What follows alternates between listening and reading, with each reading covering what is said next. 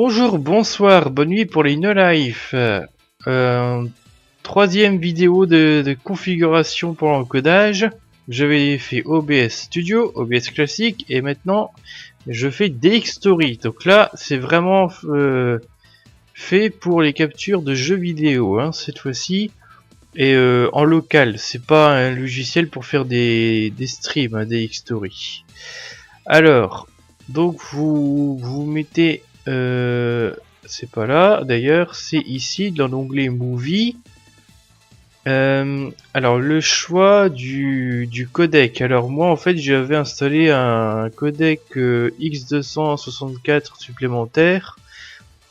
Il n'est pas fourni avec DxStory. Voilà, donc vous avez un choix de saloperie. Théoriquement, on devrait aussi pouvoir le faire avec ça, mais j'avais fait des essais, puis je crois que ça faisait des bugs au moment où je capturais. Il y a peut-être moyen malgré tout, mais bon. Moi, j'utilise donc celui-là. Alors, du fait qu'il n'est pas fourni par défaut par qui que ce soit, je vous mettrai un lien dans la description pour le télécharger. Par contre, c'est une vieille version. Peut-être qu'il y en a une plus récente, mais bon, j'ai l'habitude avec celle-là. Jusqu'à présent, j'ai pas cherché à le mettre à jour.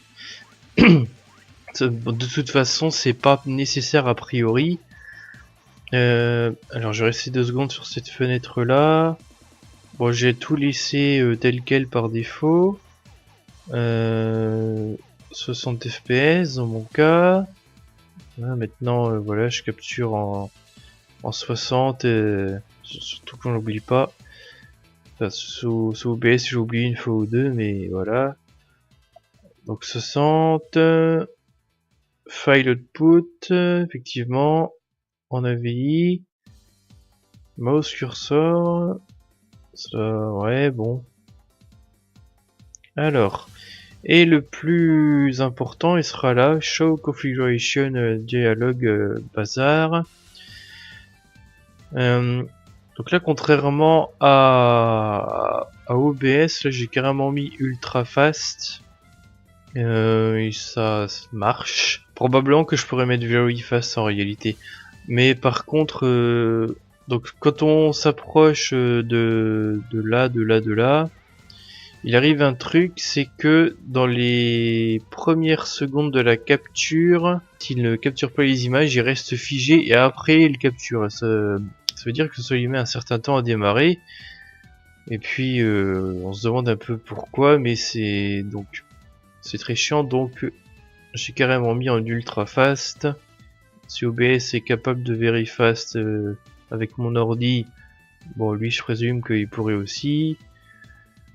Mais bon, je me suis mis en ultra pour être sûr que ça n'arrive pas. Il me semble qu'en ce moment j'ai pas ce problème. Donc cette config là, du coup je peux vous la montrer. Tuning, bon ça j'ai mis. Profile, ouais, c'est un petit peu. Donc vous voyez c'est un petit peu les mêmes choses hein, qu'il y a sous OBS. Hein. Auto, bon en fait j'ai pas touché à grand chose en réalité. Level auto, phase décode.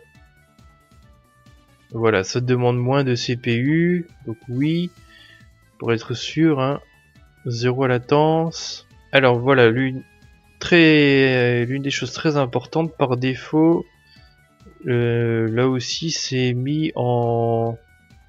bon je sais pas ce qui est mis par défaut en fait. Sûrement l'un des trucs là, un truc comme ça.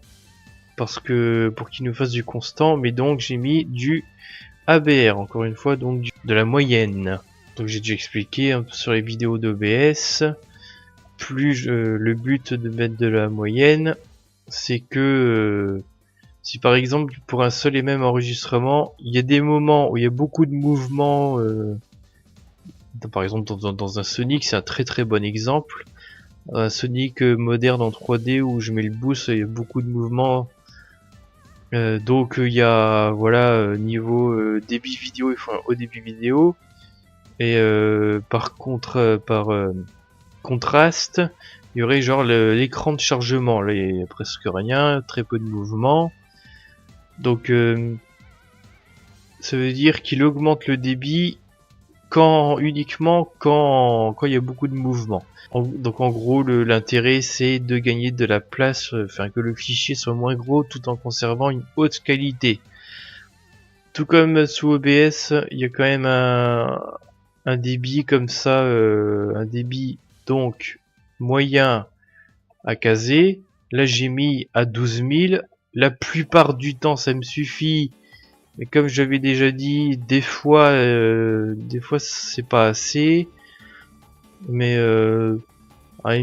comme je disais, est-ce que je vais le réaugmenter, sachant que sur YouTube,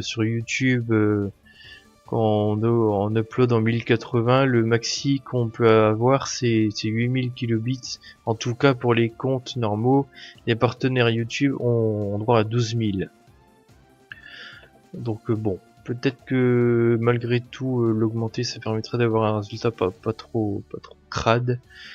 Même sur YouTube peut-être que ça pourrait atténuer, je ne sais pas. Mais il y a vraiment des moments où il y a besoin de très haut débit vidéo pour que l'image soit propre. Hein, je prends toujours le même exemple dans Sonic Souls. Le niveau où il y a des espèces de lumière de partout, Sky je sais plus quoi. Donc on peut le régler avec ça ou avec ça il me semble. Voilà. Par contre si vous en faites trop, je pense que votre ordinateur va faire la grève, hein, franchement. Donc ça pas besoin. Ça je sais plus si... Alors ouais, faut laisser apparemment VFW, même si le but c'est quand même d'obtenir un fichier vidéo. Donc vous occupez pas de ça. Ça par défaut, je sais pas si j'avais peut-être changé ça. Je sais pas si ça change vraiment quoi que ce soit. Moi j'ai mis X264 il me semble parce que il me semble que c'est une version libre en fait. Mais bon ça, je vois pas ce que ça change. Oups. En plus il y a X majuscule, X minuscule. Pareil pour le H, allez comprendre. J'ai mis celui-là, ça marche avec celui-là, mais je pense que ça marche au moins avec tous les H et les X. AVC c'est pareil en fait, c'est une autre appellation du même codec, hein, donc ça par contre j'ai jamais vu de ma vie. Donc a priori vous n'êtes pas obligé de le changer si vous avez pas la même chose que moi. Si vous voulez être sûr, bah vous mettez celui-là, mais bon. Ça devrait aller de toute façon. Ça apparemment je pense que j'ai pas touché au reste. Il y a des trucs que de toute façon moi-même je ne comprends pas.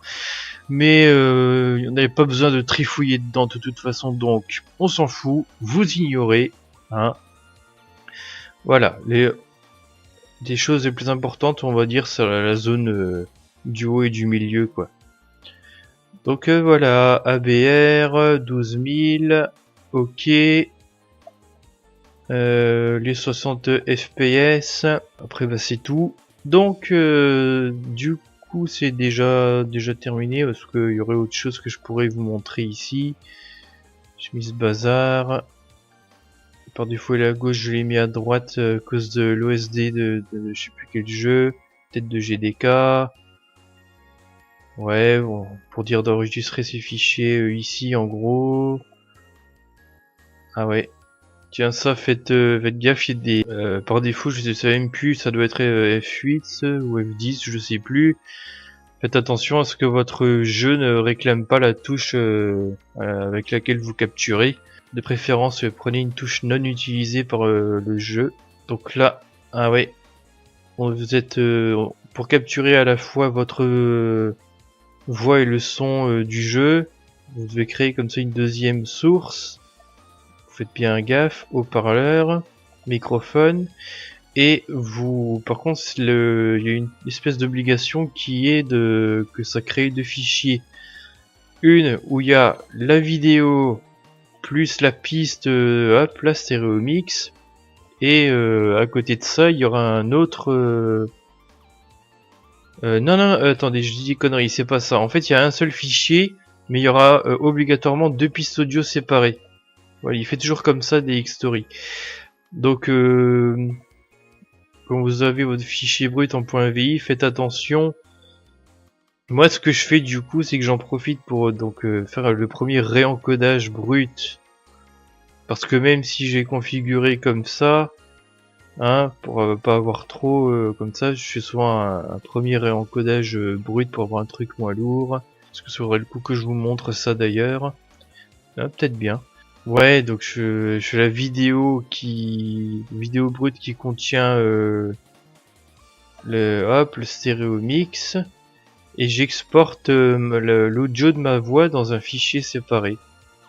Donc c'est pas mal parce que si on oublie de faire le mixage du volume, je vais vous montrer ça. Normalement, on doit baisser le son du jeu. Moi, je dois carrément le mettre à 4, 5 pour pas que ça recouvre la voix là, hein. Mais donc justement, c'est le fait que il y a 2 pistes audio séparées, une pour la voix et une pour le reste. Justement, du coup, vous n'êtes pas obligé de faire ça, mais vous avez le truc séparé et c'est au montage que vous pouvez du coup baisser le son du jeu pour que ça recouvre pas votre voix. Donc voilà, du coup. C'est toujours pareil, il faut toujours essayer de bien faire attention avec ça. Je sais que c'est compliqué des fois de trouver le bon mixage. Mais moi, des fois, j'essaye de le faire et puis des fois, c'est pas très réussi. C'est un peu chiant. Et puis pour la qualité PCM 48016 bits stéréo, oui, c'est très bien. Ça, je sais plus ce que c'est. Il ne se passe rien, c'est étonnant. Si, mais ça apparaît pas au bon endroit. Ah, mais qu'est-ce que c'est que ça déjà? C'est un convertisseur. Alpha, ouais, bon, dégage. AVI fixe. Je sais plus si j'ai déjà dû me servir de ça. C'est ça que je faisais par contre. Donc ça c'est pour réunir les 2 pistes audio dans un seul... dans une seule piste audio en fait. Ok, ouais, y a pas de truc pour tester, mais voilà, c'est ça l'idée. Hop là, au revoir. Vidéo setting. Bon, ça c'est un peu bizarre parce que ça se fait plutôt là, la limite pour choisir. Vous pouvez changer la résolution par rapport à ce que le jeu dit.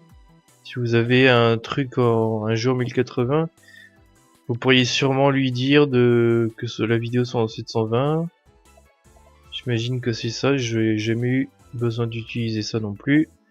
Hop, salut, pour faire des captures d'écran, PNG ou d'autres formats, sachant que voilà, ça se fait que la touche que l'on choisit ici. Donc voilà, vous savez maintenant comment faire des captures de jeu qui bouffent pas trop. C'est quand même selon le jeu que vous capturez, hein. Pour avoir des fichiers qui ne bouffent pas trop, mais tout en gardant une qualité correcte.